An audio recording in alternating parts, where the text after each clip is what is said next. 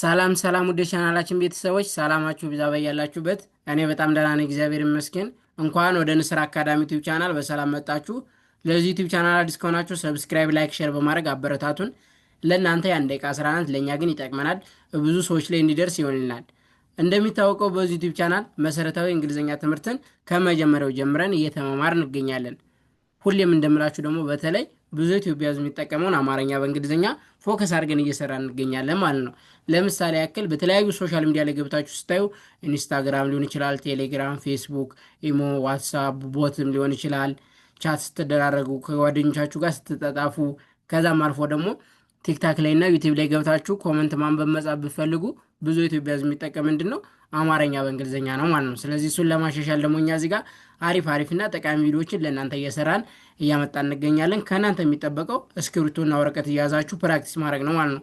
ሁሌም እንደምላችሁ በቃ አማርኛ በእንግሊዝኛ በጣም ቀላል ትምህርት ነው። ኖርማል እንግሊዝኛው ነው ትንሽ ሊያስቸግርንና ጊዜ ሊወስድብን የሚችለው እንጂ አማርኛ በእንግሊዝኛ የሁለት ወርና የአንድ ወር ትምህርት ናት ማለት ነው። በተለይም ደግሞ አማርኛ ማንበብ መጻፍ ተቻላችሁ በቃ በአንድ ወራችሁ በሁለት ወራችሁ የመጨረስ እንትን አላችሁ ማለት ነው። ስለዚህ ሁላችሁም በቃ ቀላል እንደሆነ አውቃችሁ እንግሊዝኛ ላይ ያሉ ኤቢሲዲዎችን ስሞል ሌተር፣ ካፒታል ሌተር፣ ቫውል፣ ኮንሶናንት፣ አናባቢ፣ ተነባቢ የሚሉትን ተለያችሁ።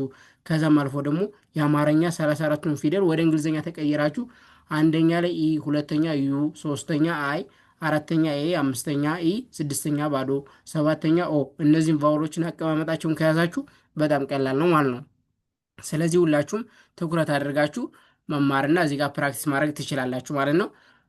ትምህርቱን ኦንላይን መማር ለምትፈልጉ ልጆች ጊዜ ያላችሁ እኛ ትምህርቱን ኦንላይን በቴሌግራም በዙም በዋትሳፕ እያስተማር እንገኛለን። ስልክ ቁጥራችን እዚህ ጋር አለላችሁ። ሀይበሉን ወይም ደውሉልን ማውራት እንችላለን ማለት ነው። የዛሬ ትምህርታችን ደግሞ ብዙ ጊዜ የምንጠቀማቸውን ቃላቶችን እንዴት አድርገን ወደ እንግሊዝኛ እንቀይራለን የሚለውን ነው። እስክሪብቶና ወረቀት የያዛችሁ ተከታተሉኝ። ልጀምር። ብዙ ጊዜ የምንጠቀማቸው ቃላቶች ይላል እዚህ ጋር እሱ እንደምታዩት የመጀመሪያው ምን ይላል? ቡና የሚፈልግ ሰው አለ። ቡና የሚፈልግ ሰው መኖርና አለመኖሩን ቼክ ማድረግ ስትፈልጉ ቡና የሚፈልግ ሰው አለ ብለን መጻፍ እንችላለን ማለት ነው። ኦኬ፣ አንድ የአማርኛው ድርገምላችሁ። ቡና የሚፈልግ ሰው አለ። በአንድ ላይ አማርኛው ቡና የሚፈልግ ሰው አለ። ቡ የበሁለተኛ ፊደል ስለሆነች ቢ እና ዩ፣ ና አራተኛ ስለሆነች ኤን እና ኤ፣ በአንድ ላይ ቡና የዋይ ኢ፣ ሚ ሶስተኛ ናት ኤም እና አይ፣ ፈ ኤፍ ኢ፣ ል ኤል ብቻዋን፣ ግም ጂ ብቻዋን ማለት የሚፈልግ ሰ ኤስ ኢ፣ ው ደብሊው፣ ሰው አ ኤን እጠቀማለሁ፣ ለ ኤል ኢ፣ በአንድ ላይ ቡና የሚፈልግ ሰው አለ። ይኸው ቡና የሚለው እንደዚህ ጣፍኩኝ፣ የሚፈልግ እንደዚህ የሚለውን ጣፍኩኝ፣ ሰው የሚለው እንደዚህ፣ አለ የሚለውን ደግሞ እንደዚህ፣ በአንድ ላይ ቡና የሚፈልግ ሰው አለ ብለን መጻፍ እንችላለን ማለት ነው። ቀጣይ ደግሞ ያልከው ነገር አልገባኝም። የሆነ ነገር ታልገባን ያልከው ነገር አልገባኝም ብለን መናገር እንችላለን ማለት ነው። ያልከው ነገር አልገባኝም። አንድ የአማርኛው ድርገምላችሁ።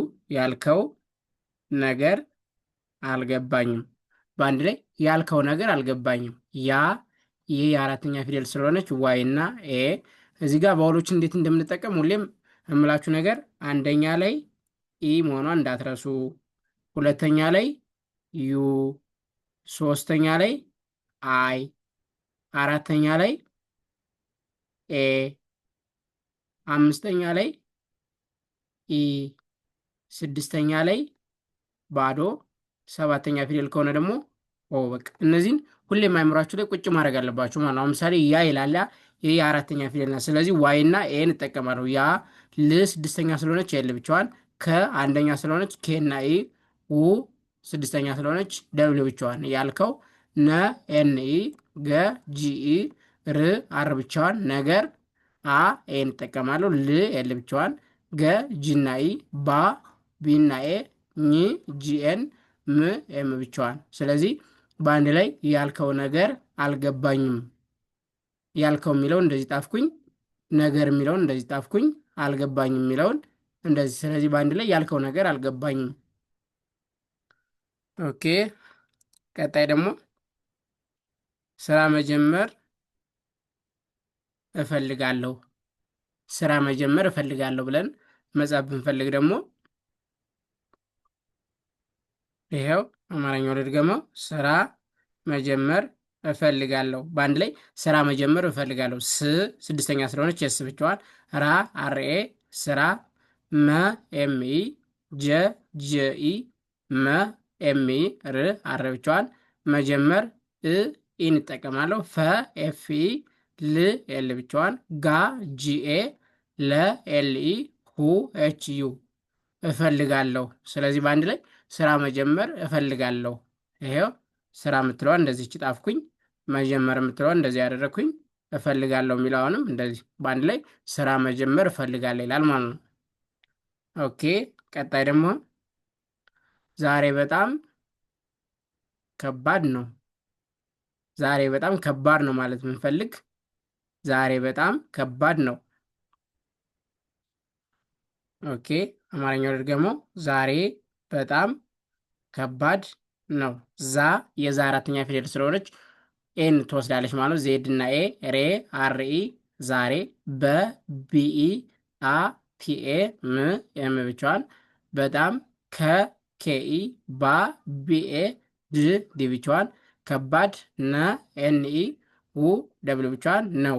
ስለዚህ ዛሬ የምትለዋን እንደዚህ ጣፍኩኝ፣ በጣም የምትለውን ይሄው እዚህ ጋር ከባድ የሚለውን ነው በአንድ ላይ ዛሬ በጣም ከባድ ነው ማለት እንችላለን ማለት ነው። ኦኬ ቀጣይ ደግሞ ክረምቱ እየመጣ ነው።